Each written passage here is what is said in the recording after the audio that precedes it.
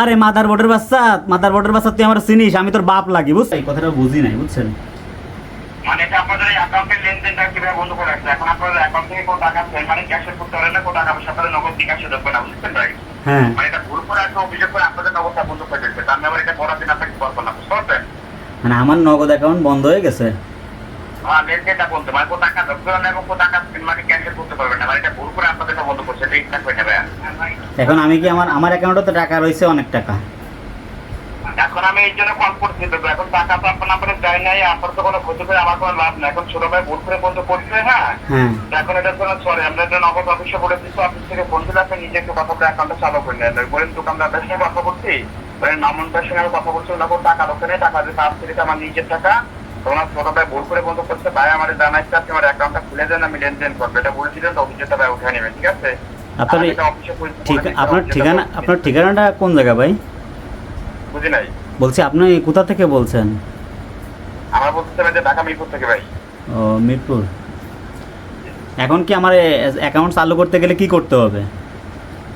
ওই অফিস থেকে ফোন দিলে আপনি কথা বলে অ্যাকাউন্টটা চালু করে নেন, বলেন দোকানদার বলতে বলতে বলছো না টাকা আসছে, ভাই আমার জানাইছে আপনি আমার অ্যাকাউন্টটা চালু করে দেন, আমি লেনদেন করবো, এটা বলে দিলে ওটা অভিযোগটা উঠে নেবেন ভাই, ঠিক আছে? হ্যাঁ, বলেন দোকানদার বাসায় আমি কথা বলছি, ওনার টাকা আসছে নাই, টাকা যেটা আসছিল এটা আমার নিজের টাকাটা ওনার ছোট ভাই ভুল অভিযোগ করে বন্ধ করছে, ভাই আমার জানাইছে আপনি আমার অ্যাকাউন্টটা চালু করে দেন, আমি লেনদেন করবো, এটা বলে দিলে ওটা অভিযোগটা উঠে নেবেন ভাই। মানে কাস্টমার কেয়ার থেকে মানে ফোন দিবে? হ্যাঁ, অফিস থেকে ফোন দিলে আপনি কথা বলেন, হ্যাঁ। আর ফোন না দেওয়া পর্যন্ত আমি লেনদেন করতে পারবো না? না, কোনো লেনদেন করতে পারবেন না। আর আপনি যদি অভিযোগ সরাসরি কোন নাম্বার লেনদেন করেন, কোন নাম্বার লেনদেন করবেন সেখানে অ্যাকাউন্ট বন্ধ হবে, এটা তো আমাদের এজেন্ট থেকে অভিযোগ করা ভাই, বুঝেছেন? তো এখন আমি এই ঝামেলায় ফেলানোর দরকার ছিল আমারে।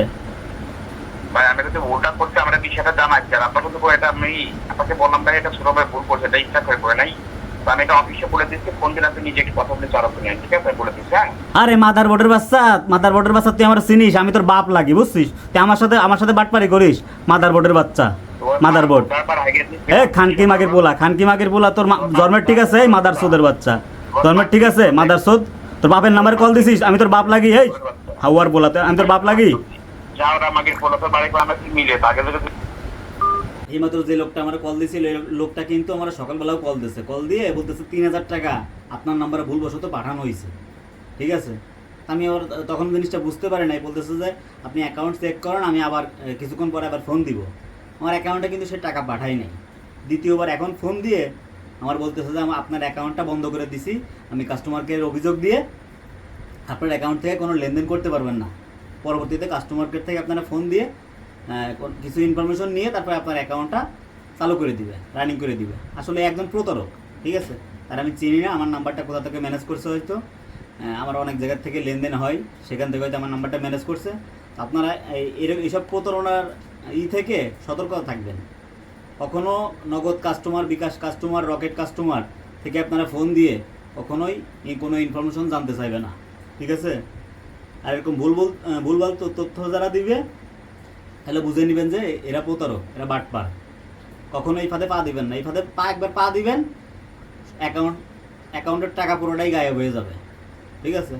আর নগদ কাস্টমার কেয়ারে অথবা বিকাশ কাস্টমার কেয়ারে যদি আমি তাদেরকে গালাগালিও দেই, তারা কিন্তু একটা গালাগালিও আমাদেরকে দিবে না, কারণ আমাদেরকে সম্মানের সাথে তারা কথা বলবে।